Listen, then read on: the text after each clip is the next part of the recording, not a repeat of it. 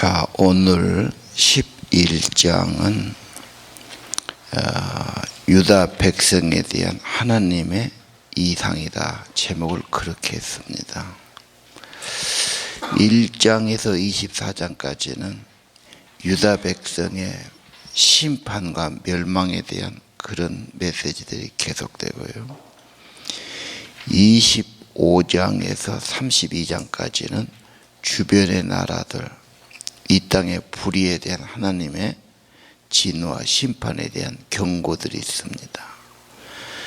33장부터 하나님의 그 구원에 대한 안타까운 마음, 그리고 자기 백성에 대한 회복의 메시지, 이것이 계속됩니다. 어떤 예언서도 하나님은 자기 백성을 향한 사랑과 구원, 회복, 여기에 지금 핵심이 있는 것이죠. 자, 1절 주님의 영이 데려가셨다. 좀 이상한 표현을 하죠. 그래서 자기 영혼을 데려갔는지 몸을 데려갔는지,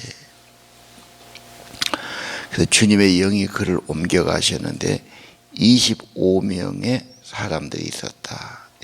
지도자들의 모습이었습니다. 그들이 보니까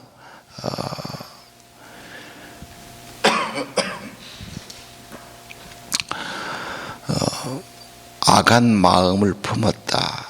못된 짓을 꾸민다. 그런 말씀이 있어요. 그리고 3절은 조금 표현이 우리가 좀 이해하기 힘든 표현이죠.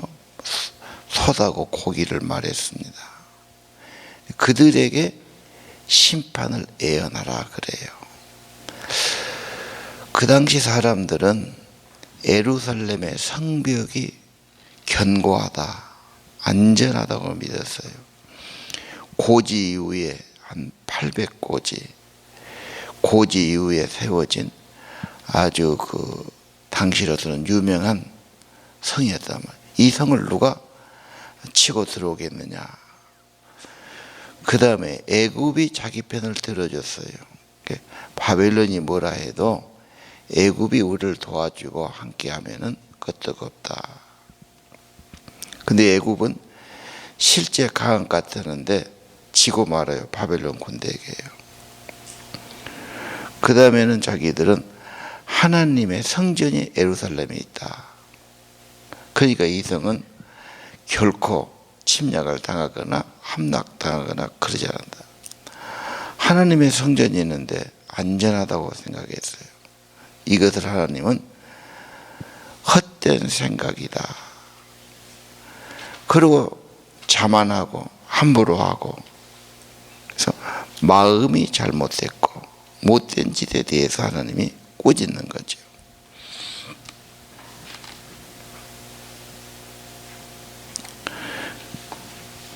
그래서 6절에 보니까 내가 너희들을 쫓아내겠다. 7절에 그랬죠. 쫓아내겠다. 8절에 다른 나라 사람에게 넘겨주고 박해를 받게 하겠다. 그 나라가 망하고 포로 된단 말이죠.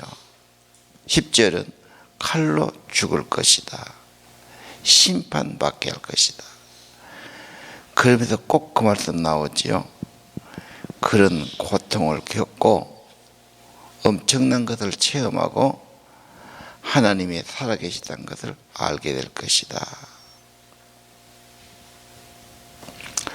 속과 고기는 여기서 우리는 안전하다, 보호받고 있다, 이런 뜻으로 표현을 했어요.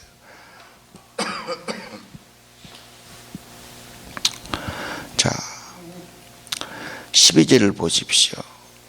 내가 만든 법규대로 살지 않고 내 규칙을 지키지 않았다. 어떻게 살았어요?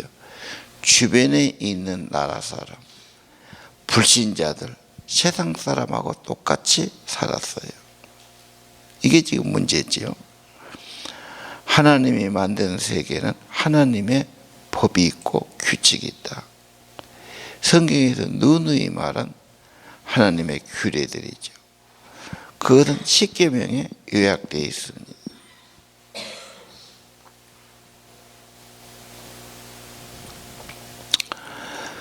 자, 그래서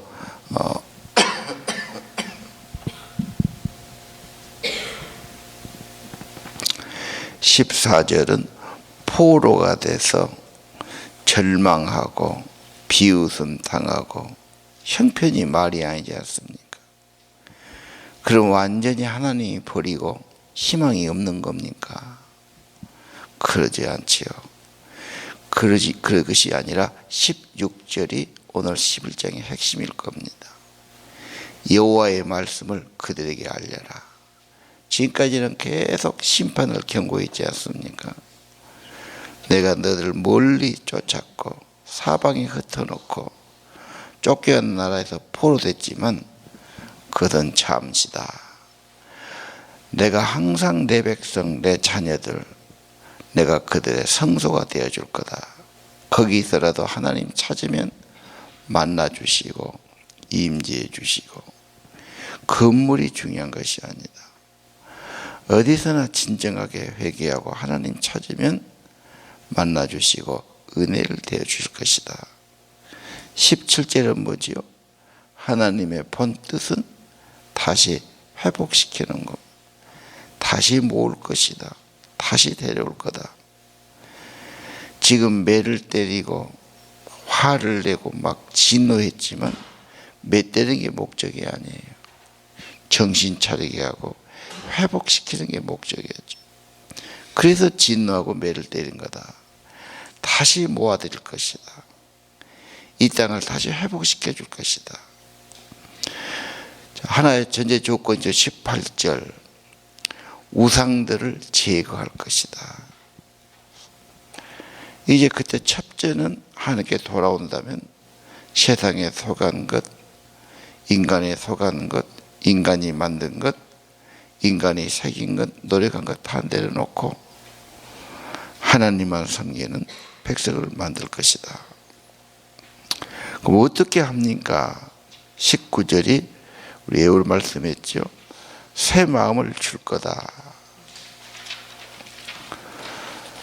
그 다음 새로운 영을 넣어줄 거다.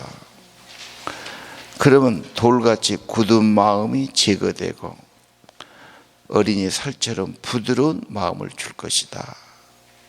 자, 에스겔에서 매우 중요한 말씀이죠. 우리들의 삶이 새로워지는 것은 마음의 변화지요. 그것은 하나님의 영이 임할 때 마음이 변하고 부드러워진다. 이걸 예수님께서 요한복음 3장에 니고데모 거듭나야 합니다. 육으로 난 것은 육 그대로 있습니다. 영을 받아야 됩니다. 하나님의 영으로 난 자가 거듭난 자예요. 하나님의 영이 그 안에 있으면 새 마음이 되고 하나님을 찾게 되고 섬기게 되고 사랑하게 되고 기도하게 됩니다. 자, 우리는 성령 받는 걸 매우 중요시해야 됩니다. 그리고 이 기도를 끊이지 않아야 되지요. 인간은 참 변하기 어렵습니다. 왜 저렇게 마음먹고 저 모양일까? 답답할 때도 많습니다. 그러니까 하나님이 믿으라고 그랬고 성령을 주신다고 그랬고 새 마음을 주신다고 말하지 않습니까? 계속 기도하면 하나님이 그때가 옵니다. 그래서 성령 받고 회개하고 이제 세상의 우상, 세상의 생각을 내려놓게 되고 마음부터 새로워지죠. 새 마음을 주시지 않습니다. 새로운 소원을 주고요. 자, 성령이 임한 사람 20절 그들은 하나님의 백성이 되고 하나님은 그들의 아버지가 되시는데 마음에 그게 있어요. 그래서 마음으로부터 사랑해서 순종해서 하나님의 법을 지킬 거다. 막 매맞아서 무서워서가 아닙니다. 하나님의 은혜로 성령으로 기꺼이 주님을 사랑하고 주님을 따르는 거죠.